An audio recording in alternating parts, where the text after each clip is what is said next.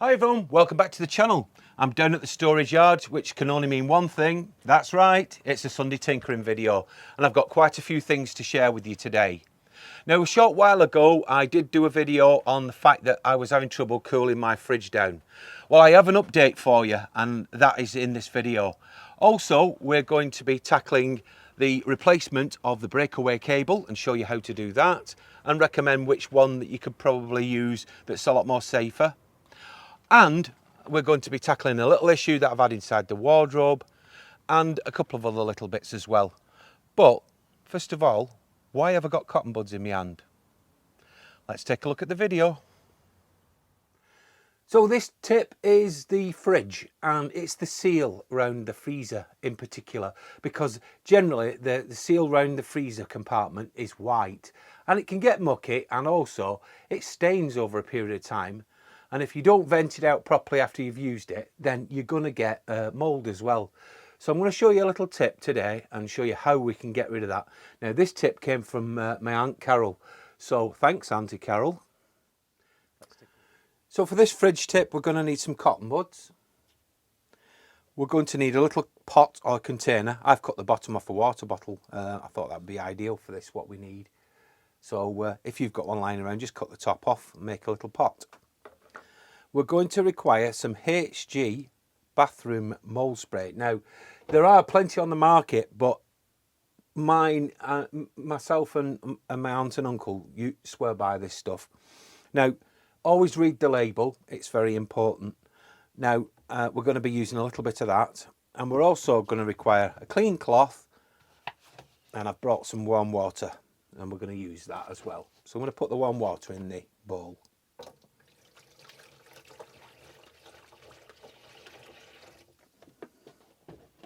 So that's our warm water.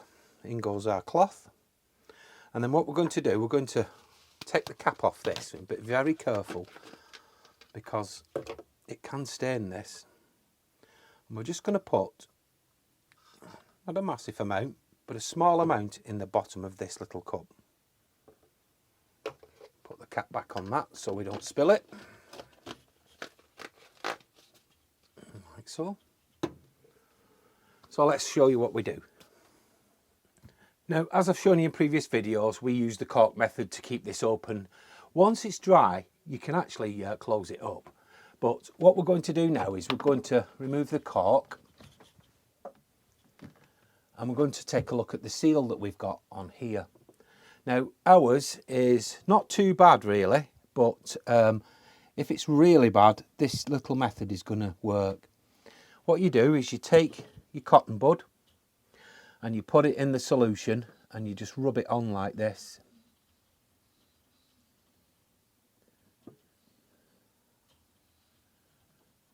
Let's have a look. In a minute I'll show you the cotton bud. Right. I don't know if you can see that, but that's pretty filthy. And we're going to continue all the way around the seal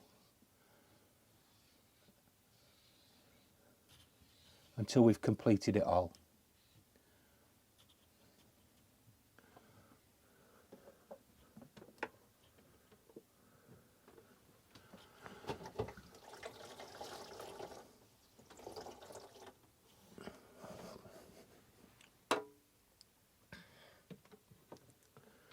Now, once we've finished using the solution, we're going to then rinse it with the damp cloth.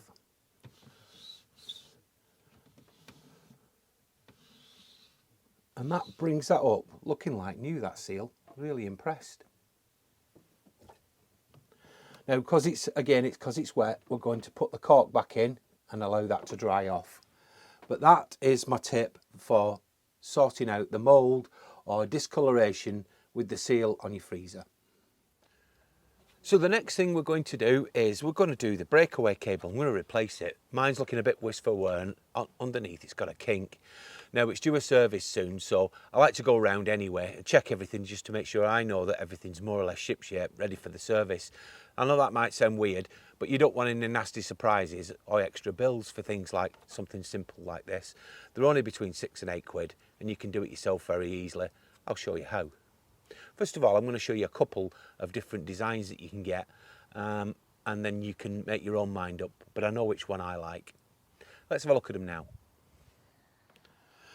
So we have two types here. This is what I call a traditional one, which is a hook and the clip. And then the other type is a carabiner and a clip. Now I prefer this carabiner one. There are other ones where you get a bolt through and it screws in, locks in tight that way. So there's different kinds. The other thing is you need to make sure you get the right length for your caravan, because they do vary. Best thing to do is measure the one that you're going to take off. When you're doing this job, make sure you've got yourself a set of gloves, because it's quite mucky, and also you've got something to lie on. So let's have a look underneath here now. So as you can see there, there's the carabiner that I explained before, and it also has to feed through that loop there in order to fit properly. So I'm going to remove it now, and I'll show you it once it's been removed. It's removed, and as you can see, it's a carabiner one that I put on a while ago. It's about 5 years old, this, and it's got a nasty kink there, so I definitely want rid of that. So I'll just quickly go back underneath and show you where the clips have come from, so that you can get a better idea. Our carabiners come from there,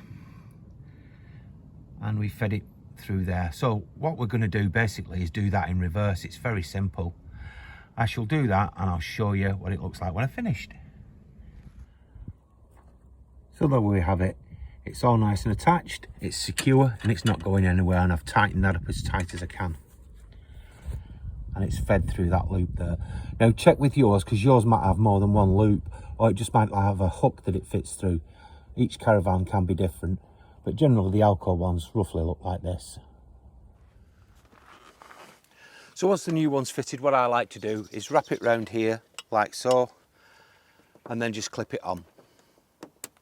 That way it's not going to drag on the floor, and it's nice and neat out the way. Obviously it reminds you as well to clip it on when you do tow. So this little thing I want to talk about now, it's something that we've want to bring up. It's what I call a false economy, and basically it's this. One of these. We've been buying one of these at least once a year, because the bottoms are so thin they burn through. And to be honest, they're not very good, they're not very well made, they're cheap, but they're not cheap to buy. They start from about 15 quid and they go up to 40 quid in some caravan dealerships, and that's a lot of money for something that still has a tinny bottom like that. So we had a look around. We were in Chorley recently, where we live, and we were checking out an old-fashioned hardware store. You know, you remember one when you were younger? It sells everything. And I can walk around them for hours on end, and it reminds me of stuff from my childhood. They're really, really good. Anyway, they had some kettles that we were interested in. I'll show it you. This is made by Judge. I've never heard of them. And it was 34 quid. They had it reduced from 40 odd. And it is solid. It's got a little lift up for the spout. And obviously your handle inside there for filling it up. But listen to this. It's got a solid bottom. It's really, really well made, this. And for 34 quid, I can see me getting at least going through 3-4 of them for the price of this one in terms of its quality. So from now on, this is coming with us. Just one to bear in mind. So we're now inside the wardrobe, and I'm just going to show you something that went wrong. Can you see this actual bracket here? It's just screwed into the wall. They've not screwed it in to the actual board itself. Try and get in closer so you can see. You can see the hole for it. And we noticed when I came to remove the table the other day, because we've bought a new one, that this side here had sagged. So what I had to do was take out the drawers that are here and basically bang it upwards so that I could get it level again, which I managed to do. So what I'm going to do is I'm going to fit a screw in there to hold this together. And I don't know if you can see, but I've managed to put some pilot holes. This strip here is just stapled. So I've put some pilot holes in, and I'm going to screw this to this, and then I'm going to go into the side there, like so. Up in the top as well, and one down here. And I'm going to be careful with my screws to make sure they're not too thick and they go through the other side. But I'm going to secure it a bit more because I just think that's a bit rubbish, to be honest. These are only stapled as well, and they hold your table in the groove there. So that's what I'm going to do now. So I can't film it in here because it's difficult. It's a wardrobe after all. But I'll show you the results and I think you'll get the gist of what I'm trying to say. So the screws I've gone for, these are 3 centimetres. Now the top screws, like so, are these ones. Are slightly thicker in circumference, and the thinner ones I've used on the sides here, like so. Now that's solid, that now, it's going nowhere. I've fitted that. I've now fitted the screw in here and I'm going to put the cap back. Now these caps are dead simple to work. I'll show you how they come on and off. So here's the cap, and as you can see you've got 2 little holes there and 2 lugs, and literally you just push them in like so. Line them up. And there we go. That's now in place. And that is looking and feeling a lot stronger now. I'm tempted to actually put a couple of screws inside these here so that they hold as well, because you never know, they might go. And I've also got some covers that I'm going to cover over them to make them look a little bit better than they are. So there we go. I've countersunk all the screws now. I'm very happy with that.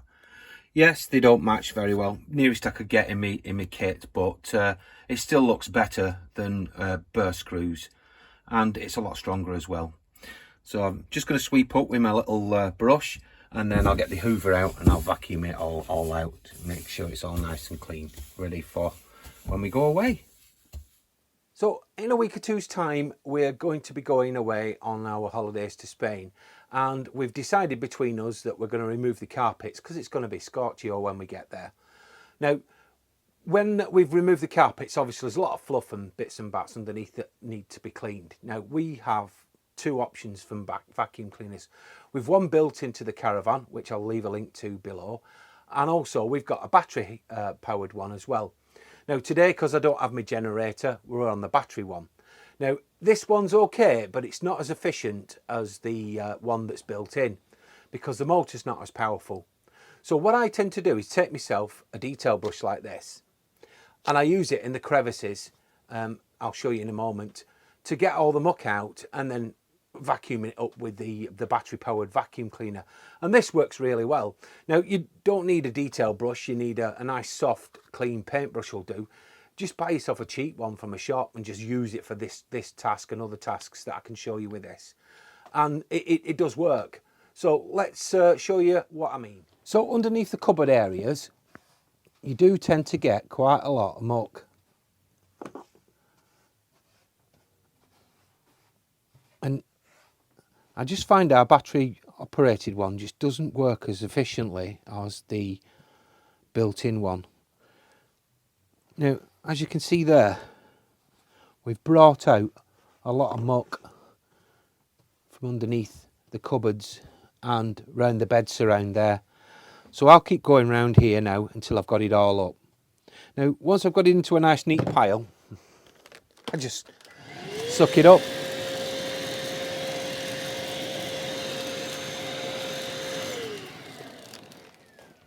And we've got it all nice and neat. It might seem like a far time consuming, but at the end of the day, if you want to keep your caravan tip top, this is an idea, and it works really well. So as you can see, it even traps the dirt.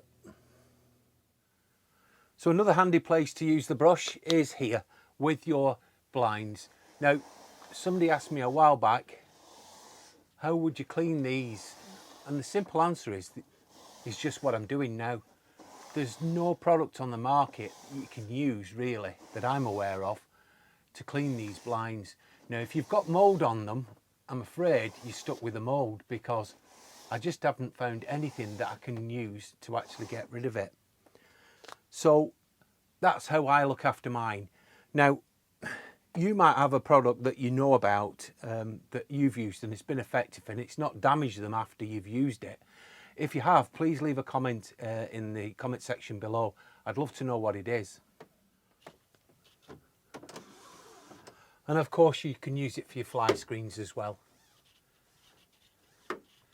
Now if it Goes out of line like this, don't worry about it.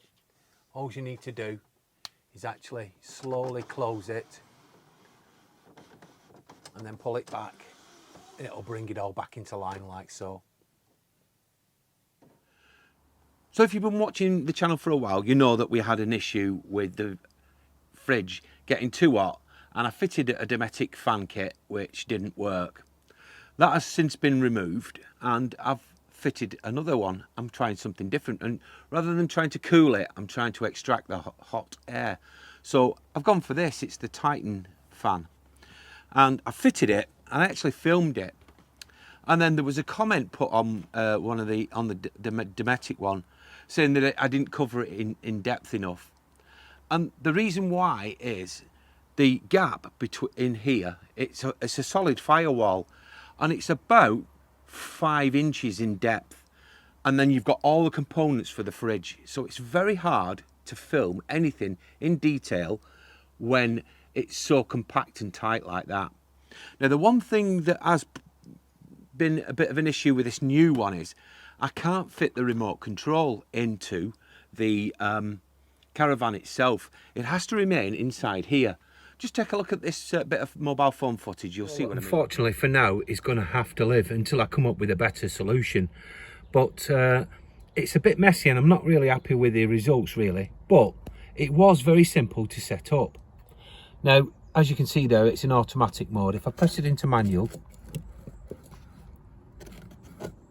and I just turn it up, should be able to hear it ever so slightly coming out of this top, and I can feel the wind coming out of it, the air, which I'm really happy with. So I know that this is working. So in case you're wondering if it's going to be permanently alive, the answer is not, because once I turn everything off inside the Caravan, this goes off, which I've just checked. But the problem is when you put the power back on and you've got it in auto mode like that, you then have to come and switch it on. So it's not the best solution for the job really, but with this firewall being in here, I'm really reluctant to actually go into that with a drill. I'm very reluctant. In fact, I'm adamant that I'm not going to do it. So this is where it's going to have to stay for now. So you can see my dilemma. It's one that I'm going to have to think long and hard about. The installation as it goes was fine, very quick, very simple, and I'm really impressed with it. Whether it's going to work when we go to Spain or not, I really don't know, but we're going to try it all the same, and I will report back and let you know. Now, this was 70 quid as opposed to 100 and odd pound for the Dometic fan, so you can make a saving by just trying this. I think you can actually reverse the fans actually and fit it in the bottom as well and allow it to draw cool air in. But if you're in a hot country and on a hot climate, you're not really drawing cold air in, are you? You're going to be just drawing warm air. So as an extractor, I think it's probably a better option. Like I say, we'll see how we get on with it. Well folks, that's the end of this tinkering video. There will be some more throughout the season, so if you've not already subscribed, please subscribe. And if you like the video, give us a big thumbs up as well. And also, why not consider sharing with your friends and family? Well, thank you very much for watching. I do hope you'll join us again real soon. But in the meantime, bye for now.